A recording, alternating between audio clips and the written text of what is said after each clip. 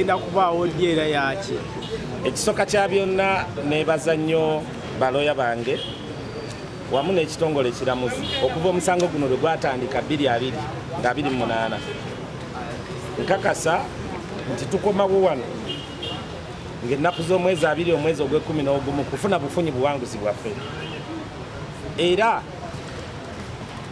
tetuyinza kutya kwonna nti tuyinza okuluuzinga keesi eno. Omukyala edduuka yalisala ensi eraba nga 28 omwezi ogw'omusanvu 2020 n'obujulizi bwonna buleeteddwa abajulizi baffe babadde bangi nnyo okuzaama era obalabye nga bo beekuba engalike ate kati nga bye baasaba ate babijjawo. Kati kuno kusoomoozebwa eri ekitongole ekiramuzi okutabangawo nti omugagga agamba ngenda kugaba $5,000,000 justice ereke kupuluvingibwa. Ffe tugamba tuliwo ku lw'abantu n'amazima twetaaga gaveeyo kuba omukyala Nabukeera yamenya edduuka n'okubba nabba ebintu by'omusuubuzi. Kati kuno kusoomoozebwa okutabwangawo nti obubbi bwa mukyala Nabukeera tutunuulidde kkooti ebupuluvinge nti genda obbe genda oddemu omenye n'amaduuka g'abantu abalala okole ki. Kaakati omulamuzi bw'anaagamba nti kaanaabe ensonyi ku maaso atongoze obubbi bw'abagagga nga bukulembeddwamu omukyala Nabukeera Christine ne mutabani we mwami Vincent Mawanda maneja w'ebizimbe bye.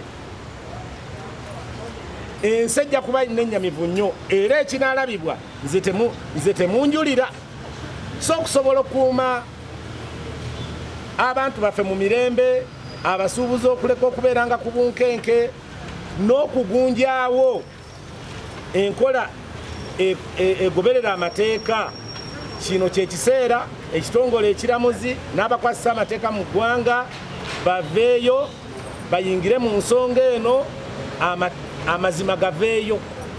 Mukyala Nabukeera asingisibwe omusango atwalibwe mu nkomyi eruzira ataalagibwe oba okukakibwa akomyewo ebintu byange bye yabba. Kubadde kusoomoozebwa okutabangawo mu bajulizi baffe abayitirivu ennyo be tuleese 10 n'okusoba. Batiisibwatiisibwa intimidation, basuubizibwa ensi n'eggulu togenda kuwa bujulizi tugenda kuwa kino. Abamu bangi nnyo n'amaduuka gaabwe gagenda.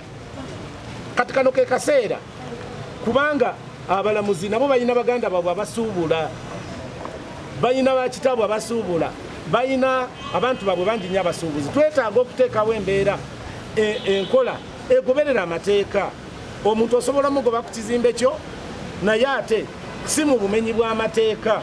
Goberera amateeka omugambe edduuka lyange ndyetaaga era ajja kugenda. Kati mmwe abasuubuzi temunyiigira bano balooya abawolereza abantu abo abanyazi. Guli mulimo nabo leka bababbeko ssente naye tusaba ekitongole ekiramuzi kyo kikuume empisa kikuume obuntu bulamu. Kati anaagezanga tono tugenda nakubabala buli dduuka eriri mu kizimbe kyo mugenda nakusasula omusolo mu bulambulukufu naye lwa buluvu obwo bwe mukola nakwagala kwekkiririzaamu nti mmwe mwekka bakabaka abali waggulu w'ensi eno. So nno tubategeeza tugenda okulwa n'okufa okugoowa bino walungi okulaba nti obwenkanya bulagibwa n'obutaddamu kumanyiira muntu yenna kumumanyira dduuka mu kibuga wano. So nno nkubiriza abasuubuzi mwenna gye muli mubeere alaati bwe tunaabayita nti lulingi ejja kubaayo nga 2 mujje tubeere. Yayisa abagagga baffe olw'ensonga eno olw'obubbi omusolo gwe badde babba obubbi bwabwe nga muze mulaba bayitiddwa ku lwokusatu. Abagagga ba Kampala yonna mwayitiddwa olw'obubbi mubadde mutubba mu mbeera ey'enjawulo era guno omusango gwababizza gwabalabisizza tukyayongera obbalabisa kuvanga mubba mwakomye era mukimanye. Nabukeera kuvanga obba ne bannonge mbadde nga mujja mubba era mu ssente ezaffe nga mu mugagga walidde. Obugagga obwo tugenda tandika obutoolako ku gavumenti yatukkiriza tandika obutoolako budde waffe gye bulina okukola ki okudda. Mwagale mugaane guno omusango twaguwangudde dda. Omusango twaguwangudde dda. Obujulizi bwonna obwetagisa ku fayiro kwe buli badde basazaamu badde basaba kkooti esazeemu okwewozaako kwabwe. Ekyomukisa omulungi kkooti ebakkiriza balina okuleeta okwewozaako kwabwe era okutandika ng'ennaku z'omwezi 6 balina okutandika okuleeta okwewozaako kwabwe ng'ennaku z'omwezi 2 ogw'e11 ensala yaffe egende mu maaso era tetulina suubi ddala okujjako okufuna obwenkanya tetusuubira kubanga tebalina obujulizi bulala buyinza tulemesa kufuna bwenkanya kulembera abasuubuzi ne mubaloopa omuli kata yuteya new generation ne tuloopa abantu bano ewa minisita wa trade n'eri ekitongole ekikolekitinga omusolo ekya URA nga twagala balandlords bano nabo batandika okusasula omusolo kubanga olw'okuba URA eyagala ssente ez'omusolo balandlords bano bakwata singa bagana okusasula omusolo ekitegeeza tenant zemangenda okusasula omusolo so twagala balandlords bano batandika okusasula omusolo nga Bunnayuganda omulala balekerawo okubba omusolo sisobola kuwa millions 5 eza rent nompa receipt nti cleared owa URA ne ministry ya trade ne ministry zonna oba ne offices